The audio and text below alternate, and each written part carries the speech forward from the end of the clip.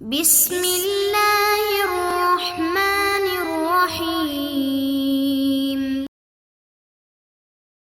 السلام علیکم ورحمۃ اللہ وبرکاتہ۔ بسم اللہ الرحمن الرحیم۔ عزیز طلبہ، امید ہے آپ سب خیریت سے ہوں گے۔ آج کی اس ویڈیو کے اندر ہم مزید کچھ مشکل صیغے حل کریں گے۔ ہمارا آج کا پہلا صیغہ ہے فم بجست۔ چونکہ یہ تلفظ کے اعتبار سے لکھا گیا ہے اس لیے یہاں پر صیغے کی یہ نوعیت ہے، پڑھنے کے اندر اس کی ادائیگی یوں ہوتی ہے۔ اصل صیغہ کیا ہے، لکھا کیسے جاتا ہے اور اس طریقے سے پڑھا کیوں جاتا ہے، نیچے وضاحت کے اندر دیکھیے۔ البیان صیغۃ الواحد المؤنث الغائب للماضی المعلوم الصحیح من باب الانفعال۔ یہ صیغہ واحد مؤنث غائب فعل ماضی معلوم صحیح کے قبیل سے اور باب انفعال سے۔ اصل میں صیغہ ہے فَإِن بَجَسَتْ مثل انفطرت۔ ام بجست انفطرت کے وزن پر ہے۔ سقطت الحمزۃ لاجل وقوعها فی الدرج۔ کیونکہ حمزہ وصلیہ سے پہلے فا آ گیا ہے تو حمزہ وصلی کلام کے بیچ میں آ گیا ہے، اس لیے اس کو ساقط کر دیا گیا۔ وصارت النون میما فقط قراءۃ، اور نون کی ادائیگی پڑھنے کے اندر میم سے کی جاتی ہے۔ لاجل وقوع الباء بعدها، اس لیے کہ نون کے بعد با واقع ہے تو جب پڑھا جائے گا تو پھر نون کی آواز وہ میم کی صورت میں ادا ہوگی۔ فصارت فن بجست کتابتاً وفم بجست قراءتاً۔ لکھنے کے اندر فا الف نون با جیم سین تا ہے، لیکن پڑھنے کے اندر فا میم با جیم سین تا ہے، فم بجست۔ اس کے بعد ہے الداعی۔ اس صیغے میں جاری ہونے والا قاعدہ سبق نمبر 34 صفحہ نمبر 186 پر ناقص کی گردانوں میں موجود ہے۔ آئیے اس کی وضاحت پڑھتے ہیں۔ صیغۃ الواحد المذکر لاسم الفاعل الناقص الواوی من نصر۔ یہ صیغہ واحد مذکر اسم فاعل ناقص واوی اور نصر ینصر کے باب سے۔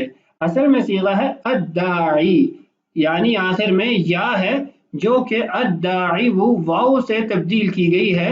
حذفت الیاء بهذه القاعدہ، یہ الداعی کے آخر میں جو یا ہے اس کو اس قاعدے کے ساتھ یعنی آنے والے قاعدے کے ساتھ حذف کیا گیا ہے۔ قاعدہ کیا ہے؟ اذا وقعت الیاء فی آخر اسم معرف باللام فہی تحذف احیانا۔ جب بھی یا ایسے اسم کے آخر میں واقع ہوگی جو معرف باللام ہو، یعنی الف لام کے ساتھ اس کو معرفہ بنایا گیا ہو، تو کبھی کبھی اس کو حذف بھی کیا جا سکتا ہے۔ فصارت الداعی، تو صیغہ الداعی بن گیا۔ اس طرح کچھ اور صیغے بھی ہیں قرآن پاک کے اندر، جیسے سواء العاکف فیہ والبادی۔ اب یہاں پر آخر میں یا کو نہ لکھا جاتا ہے نہ پڑھا جاتا ہے۔ اور یوم التنادی، آگے بھی یہ صیغہ آ رہا ہے۔ کچھ صیغے ایسے ہوتے ہیں جن صیغوں کے معرف باللام ہونے کے بعد ان کے آخر سے یا کو حذف کر لیا جاتا ہے۔ آگے صیغہ دیکھیے، الجواری ہی جمع جاریۃ، یہ جاریۃ کی جمع ہے۔ کانت فی الاصل الجواری، اصل میں ہے الجواری، آخر میں یا ساکن ہے۔ یا ساکن کو کیوں حذف کیا گیا؟ حذفت الیاء نظرا الی القاعدۃ ذکرناها آنفا فی الداعی فصارت الجواری۔ کہہ رہے ہیں کہ اس قاعدے کے تحت جس کو ہم سابقہ صیغے الداعی کے تحت ذکر کر چکے ہیں، چنانچہ قاعدہ جاری ہونے کے بعد صیغہ الجواری بن گیا۔ اس کے بعد ہے التنادی، مصدر الناقص من باب التفاعل، باب تفاعل سے ناقص کا مصدر ہے۔ كانت في الاصل التنادو، اصل میں صیغہ ہے التنادو، آخر میں واو ہے۔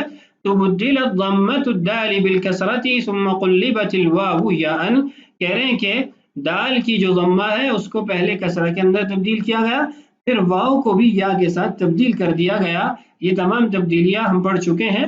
وفقا لقاعدۃ تعال القاعدہ السادسہ عشرہ، ہم قاعدہ نمبر 16 کے اندر یعنی قاعدہ تعالن کے اندر اس کو پڑھ چکے ہیں۔ وہاں صاحب کتاب نے اس قاعدہ کو قاعدۃ اجل و عصب کا عنوان دیا تھا، اس کے تحت یہ تبدیلیاں گزر چکی ہیں۔ وَلِأَجْلِ الْقَاعِدَةِ الْمَذْكُورَةِ تَحْتَ الدَّاعِ سُقِطَتْ يَاؤُهَا فَصَارَتْ التَّنَادِي، کہہ رہے ہیں کہ الداعی صیغے کے تحت جس قاعدہ کو بیان کیا گیا تھا اس قاعدے کے تحت آخر سے یا کو بھی حذف کر دیا گیا۔ تو ہمارے یہ تین صیغے یعنی الداعی، الجواری، التنادی، ان کے آخر سے جو یا حذف ہوتی ہے وہ صیغہ الداعی کے اندر جو قاعدہ مذکور ہے اس کی بنیاد پر ہے۔ اگلا صیغہ دساہا، اس کا بیان گردانوں میں بھی گزر چکا ہے، یہاں پہ پھر ایک مرتبہ پڑھ لیتے ہیں. صیغۃ الواحد المذکر الغائب الماضی المعروف مضاعف من باب التفعیل. یہ صیغہ واحد مذکر غائب فعل ماضی معروف مضاعف کے قبیل سے باب تفعیل سے.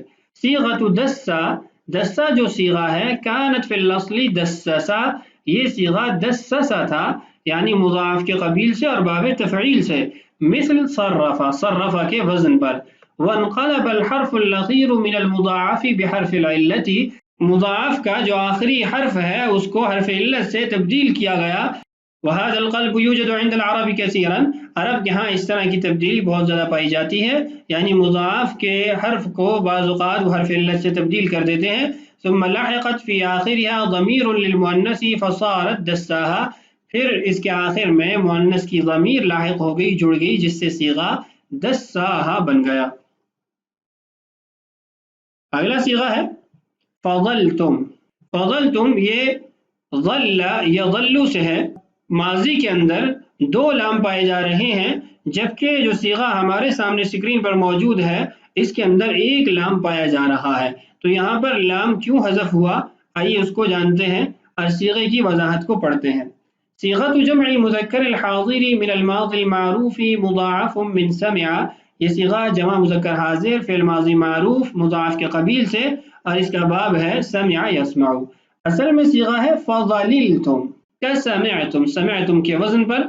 حذفت اللام الاولى طبقا لما تفعله العرب من حذف احد حرفی التضعیف، تو لام کو حذف کر دیا گیا اس لیے کہ مضاعف کے دو حرف میں سے ایک حرف کو بعض اوقات عرب ساقط کر دیتے ہیں، حذف کر دیتے ہیں.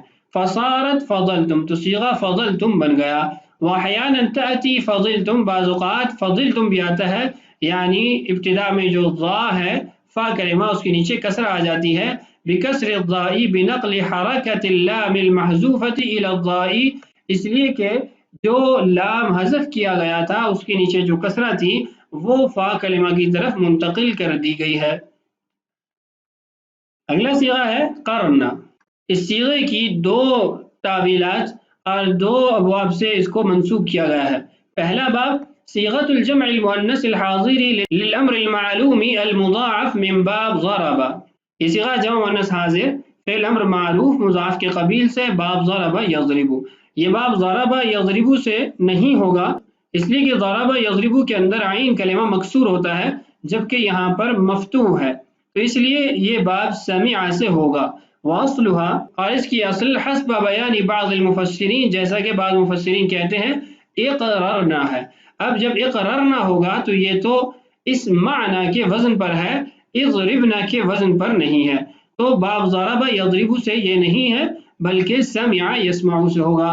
فحذفت الراء الاولى بعد نقل حركتها الى ما قبلها طبقا للقاعده المذكوره آنفا في فضللتم، کہہ رہے ہیں کہ پہلی راء کو جو حذف کیا گیا اس کی حرکت ما قبل کی طرف منتقل کرنے کے بعد وہ سابقہ صیغہ فضلتم کے تحت جو قاعدہ ذکر کیا گیا ہے اس کے مطابق ہے.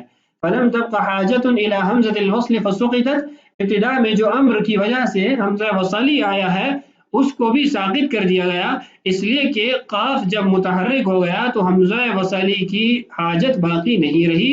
فصارت قرنا، تو صیغہ قرنا بن گیا. ویبینہ البیضاوی رحمہ اللہ کذا، بیضاوی رحمہ اللہ نے اس کو یوں بیان کیا تحتمل ان تکون من قار یقارو، کہ یہ صیغہ قار یقارو سے بھی ہو سکتا ہے بمعنی اجتمع یجتمع، اجتمع یجتمع کے معنی میں. قار یقارو یہ اجوف کے قبیل سے بن جائے گا. اجتمعن فی بیوتکن، اپنے گھروں میں جمع رہو، اپنے گھروں میں ٹھہری رہو. فتکون قرنا مثل خفنا، تو قرنا یہ خفنا کے وزن پر ہو جائے گا. فلا اشکالہ، تو اس پر کوئی اشکال نہیں ہے. تو یہ دو تعویلات اس صیغہ کے بارے میں کی گئی ہیں. تو آج کا ہمارا سبق مکمل ہوا. اگلی ویڈیو میں انشاءاللہ ان صیغوں کا بیان مکمل ہو جائے گا اور ہماری کتاب بھی انشاءاللہ العزیز اگلی ویڈیو میں مکمل ہو جائے گی. اس کے بعد کچھ اسباق وہ خاصیات سے متعلق ہوں گے جو کہ اس کتاب سے خارج ہیں لیکن اس کے ساتھ ملحق ہیں، اس کے ساتھ اس کو ضم کر کے شائع کیا جاتا ہے. تو اللہ تعالیٰ سے دعا ہے اللہ تعالیٰ ہمارے لیے اسباق کی تکمیل آسان فرمائے. اللہ تعالیٰ ہم سب کا حامی و ناصر ہو. السلام علیکم ورحمۃ اللہ وبرکاتہ.